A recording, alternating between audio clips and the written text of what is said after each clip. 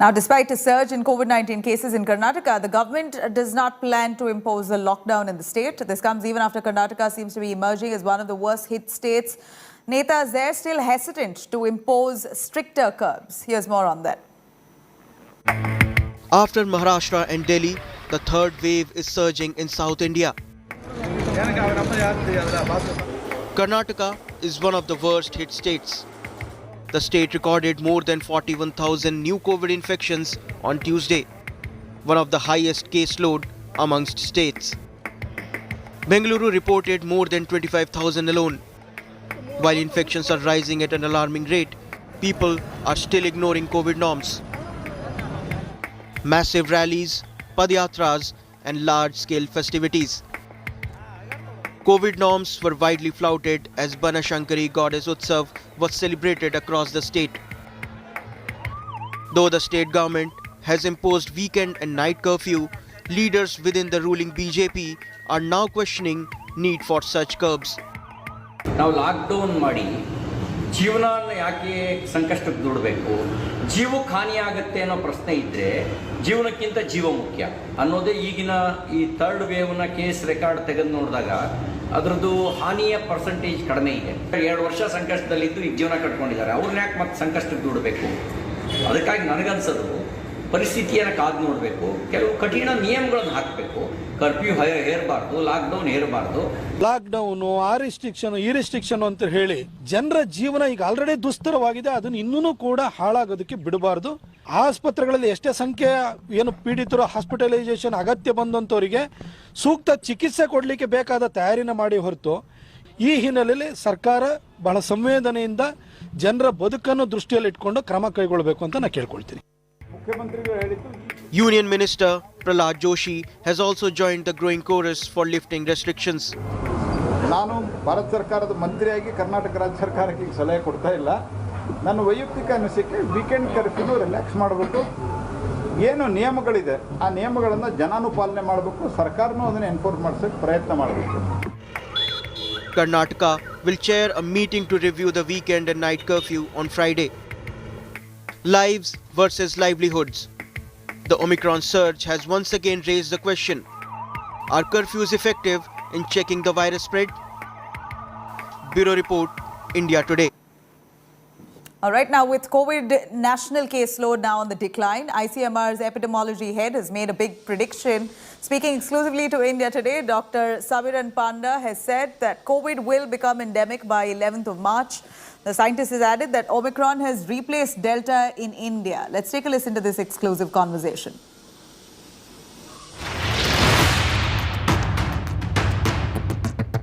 A lot of questions are being asked on whether Omicron is going to be that variant which eventually is going to put us on the path of this disease becoming endemic. What do you think? Because a lot is being said about how in India at least it might just become endemic in the next few weeks or so to come. What's your point of view? We did a mathematical modeling as projection, which is known as chromic model, that is done through collaboration between ICMR and Imperial College. 11th December was the date when Omicron was reported from within India, and we realized through that modeling exercise that it could take 3 months' time. So from 11th of December, one could always expect, 11th of January, then 11th of February, and then maybe by mid-March, one could start seeing the fall or the decline in the rising number of cases. But the whole country is not going to behave uniformly. The states would differ from each other in terms of seeing a peak and then decline. Dr. Panda, when it comes to prevalence, what's the prevalence in percentage in Mumbai city and Delhi city, for example, of Omicron vis-a-vis Delta? It is not about the prevalence, it's about the relative proportion. So I would say there, one would not be surprised if one sees that out of the total infection, 80% is due to Omicron and 20% is due to Delta or even less. In Delhi and Bombay both? Yes, and it's a dynamic phenomenon. So basically it's all about mapping the relative frequency or the proportion of each variant. Yes. ICMR's guidelines of purpose of testing had one intention, but it looks like, because the ministry has written to states today, that their intention has not been served. The purpose has not been served. There are states who are not testing as much, and today the government of India has had to come out and say, listen, we never really said that do not test as much. We said that there should be purpose of testing. States are not testing even when required. What are your concerns? And there are being critics who say that purpose of testing at this point of time in India was not something that should have been done. We were okay with testing so many people. We were really okay. Why didn't the ICMR eventually go back to, then say that do not test as much? Well, health is a state subject, and there was never a directive to the state saying that reduce the number of tests. It's not about reducing the number of tests. We are in the month of January 2022, which is different from the month of January which was there in 2021, again, which was different from the January in 2020. The point I'm trying to make is that the epidemic is not a static phenomenon. So it has changed its character in these 3 months of January in successive years, 2020, 2021, and 2022.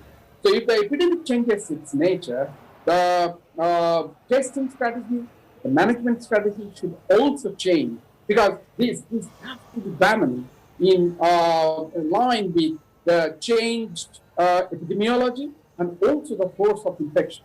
So the testing guideline clearly says that the symptomatic individuals can always go for home-based tests, and those who monitor their body temperature, oxygen saturation, and health conditions, if there is worsening, under the consultation of a treating physician, one could go to the hospital. So the whole discussion was not around reducing the number of tests. Now, the healthcare infrastructure in America is falling apart, but apart from the surge in COVID cases and difficulties the system is currently facing in the most developed country of the world, another problem really stands out, that of confusing messaging that's going out from the United States CDC on masks, and also an organized campaign against vaccines, which the United States has not been able to quell as yet. Sneha Mardani with more on that. An organized anti-vaccine movement in the most developed country of the world. The antidote that we've seen now, and we have tons and tons of research, is urine therapy. Okay? And I know to a lot of you this sounds crazy, but guys, God's given us everything we need. Anti-vaxxer Christopher Keyes, who was arrested for not wearing a mask in court, here saying that instead of vaccine, one must drink urine. This is worrying, say experts, particularly because the anti-vaccination movement in the United States of America has been organized and ingrained. Vaccine hesitancy among adults continues to be a public health problem, especially in developed nations like the United States. In the US, approximately 15% of adults have not taken a vaccine. In comparison, in Kerala, southern state of India, where the population is 35 million, 99.6% of adults have received at least one dose of vaccine, which means vaccine hesitancy is less than 1%. There is no dearth of data to show the benefits of a vaccine, but wrong messaging from the leadership can lead to several failures, from treatment to medication. And a little feeling of pressure. If you remember, Mr. Trump, the then president, was in denial of the virus, even mocked the virus, and then went ahead and promoted hydroxychloroquine as a drug which is going to save us from this virus, which we all know never ever happened. Then there were significant delays in putting in place the mitigations which we needed at the time to prevent the spread of the virus in the United States. Flip-flops of the Center for Disease Control and Masking guidelines was yet another blunder.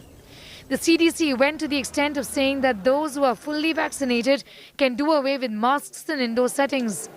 Even President Joe Biden was seen without a mask. Within a span of few days, the US was forced to go back to masks as Delta surfaced. Vaccines were done, vaccines were rolled out, and then CDC comes up with this new decision to take off the masks if you're vaccinated, which again was not the right decision, because if the virus was still around, it was just a matter of time that the virus would spread further and the new variants would come, as we have seen it. And that's what happened. Even at the time, CDC was repeatedly asked to review this decision. But nevertheless, that was... I would say that was one of the wrong decisions of the time. Misinformation, lack of information is one thing, but when you have about 12 people, just 12 people responsible for 65% of disinformation, literally wrong information, there are multiple different levels of why we are in this situation. And then, of course, it's an ever-changing virus. We need to approach it from a position of humility. The US CDC also recommended the shortening of the isolation period, drawing heavy flack. The messaging from the government itself has not been uniform. Like, for example, in India, we have had senior-most officials of the government constantly saying that, wear a mask, maintain social distancing. Whereas in the US, as far as March 2020, Fauci himself was saying that there is no need for masks, it doesn't help. The President of the United States at that time had made remarks like it's the flu. Public policy is key in handling a pandemic, and in a developed country like America, there was messy policy and messy messaging essentially, more often than not. Many medical experts are of the opinion that a developing country like India was far more consistent and did much more better than a country like America, which was fairly inconsistent in its public messaging when it came to masks, isolation and other things in these last 2 years. In New Delhi, Sneha Mordani for India Today. Now, India Today's consulting editor Rajdeep Sardesai speaks exclusively to top epidemiologist David Larson on Omicron surge in the United States. Let's take a listen. So why is America unable to get on top of the COVID surge? Joining me now is Professor David Larson, epidemiologist, global health expert at Syracuse University. Dr. Larson, Omicron variant sweeping the world, public health officials noting that number of COVID patients in hospitals significantly lower than in the previous waves, but that's not the case in the US. While the rise in cases was expected, why is the hospitalization proportionately so high in the US? No, that's a good question, and it's and something that scientists will be exploring over the next few months. A few potential reasons include that the US is earlier in this Omicron surge than some countries. So some countries that are later in the surge might still see a rise in hospitalizations. The US American population is also much heavier than most of the world. So we have obesity epidemic and hypertension epidemics here in the United States that increase the risk of complications from COVID. And then our vaccine programs are lagging in certain areas. And so the vaccine uptake has not been as good as required to really protect the population, the total population here in the U.S. Is it also because the fact is that you've got vaccination levels much lower in the US? Is that a major reason also for the higher hospitalization, that the US has simply not got its act together when it comes to vaccinations? It's part of the equation. So vaccines are definitely part of the equation. It's not the total explanation. I would look first at the underlying health condition of the population as the dominant factor, and then the vaccine uptake as a secondary factor. Across the world, though, there's a sense that Omicron is a mild infection.